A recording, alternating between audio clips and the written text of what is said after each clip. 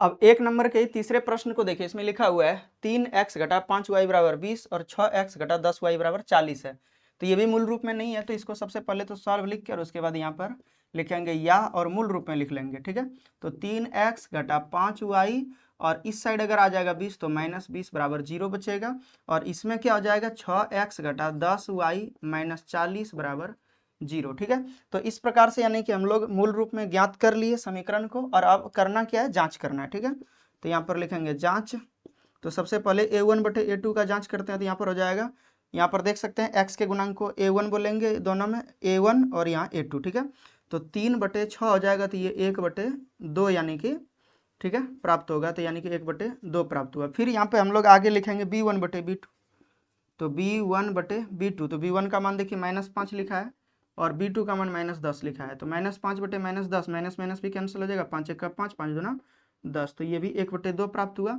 और आगे हम लोग गुना करेंगे यानी कि जांच करेंगे c1 बटे c2 का, तो लिखेंगे एवं c1 बटे c2।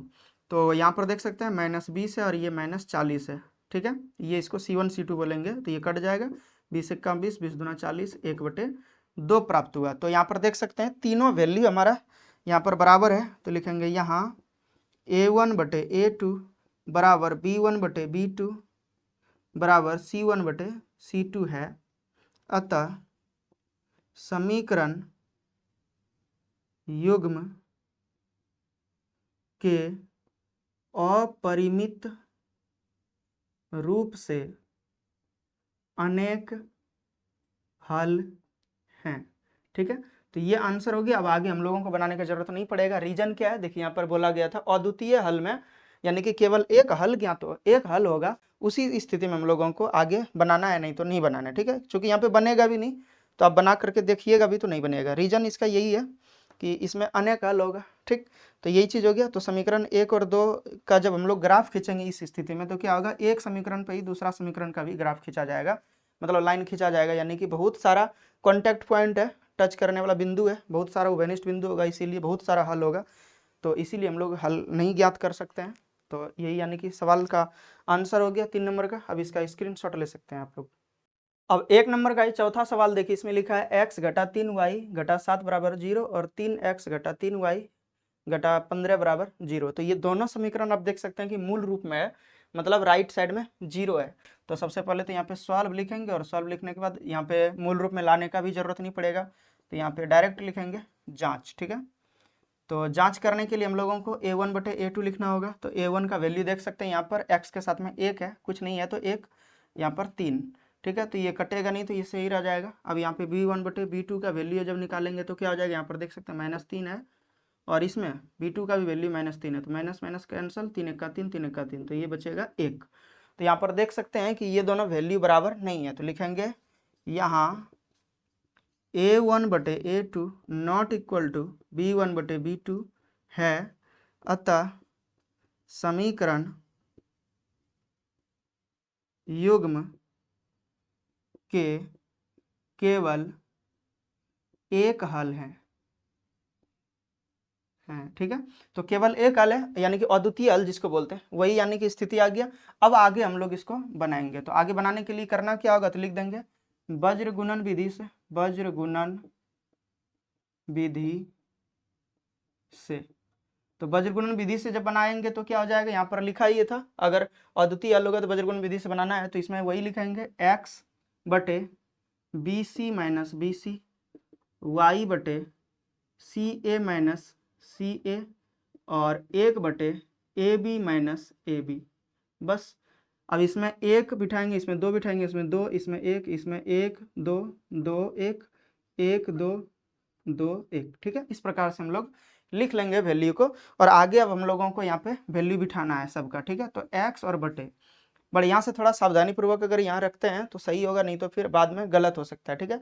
तो a1 यहाँ पे b1 का मान देख सकते हैं, वैल्यू जो है -3 है, तो -3 लिखेंगे, गुना c2 का मान देखिए वहाँ पे -15 है, तो -15 लिखेंगे, और ये माइनस आ गया तो माइनस, ब्रैकेट में भी आप इसको लिख सकते हैं, हालांकि यहाँ पे दिक्कत नहीं है क्योंकि गुना और घटा एक साथ में लिख सकते हैं।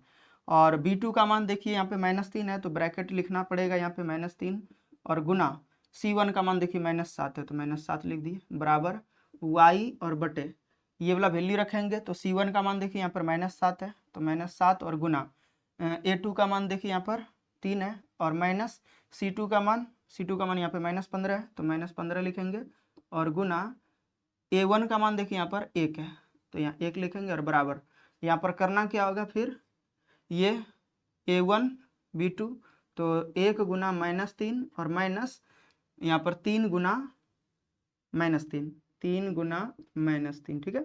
ये वैल्यू हम लोगों का बिठाया जा चुका है, ठीक। अब आगे क्या करना होगा, अच्छा यहाँ पे ये भी चीज़ हम आपको बता देते हैं क्लियरली कि अगर किसी तरह का ज़्यादा अगर दिक्कत हो वैल्यू बिठाने में, ये तो आप लिख लीजिएगा सूत्र को, वैल्यू बिठाने में अगर कोई तरह का दिक्कत होगा तो उसके लिए आपको करना क्या है कि अलग से यहाँ पे इसी स्थान पर लिख देना है A1 B1 C1 A2 B2 C2 बाहर निकाल के, ताकि वहाँ पे वैल्यू को जब खोजिएगा तो ज़्यादा आपको दिक्कत नहीं होगा, ठीक है। तो वैल्यू बढ़िया से बिठा के उसके बाद कैलकुलेट करेंगे। अब हम लोगों को x के लिए हल करना है, तो लिखेंगे x के लिए, तो x के लिए देखिए क्या हो जाएगा, x और बटे हो जाएगा 5 तिया देखिए 15 तिया 45 होएगा, माइनस माइनस प्लस, तो मैं प्लस में 45, ये प्लस माइनस माइनस प्लस और प्लस गुना माइनस, तो माइनस हो जाएगा 7 तिया 21, ठीक है। 3 बार देखिए यहाँ पे माइनस आ गया, इसका मतलब माइनस में ही होगा, जब भी जोड़ा में माइनस रहेगा तो प्लस हो जाएगा, और जोड़ा में अगर ना रहे माइनस, यानी कि 3 रहे 5 रहे 7 रहे, इस स्थिति में तो हम लोग माइनस ही लिख देंगे डायरेक्टली, ठीक है। और यहाँ पे फिर हो जाएगा 7 तिया 21 माइनस में, और यहाँ पे देखिए माइनस माइनस प्लस हो जाएगा, 15 का 15, और बराबर यहाँ पर देखिए -3 और 3 तिया 9 हो जाएगा प्लस में, चूंकि माइनस माइनस दो बार आ गया यहाँ पे, ठीक है। तो इस प्रकार से यानी कि वैल्यू हम लोग लिख लेंगे। अच्छा x के लिए लिखे थे तो ये वाला हम लोगों को नहीं लिखना होगा, y वाला टर्म को, ठीक है। तो यहाँ पर हम लोग लिखेंगे 1 और बटे ये वाला ही सिर्फ लिखेंगे -3 और +9, ठीक है।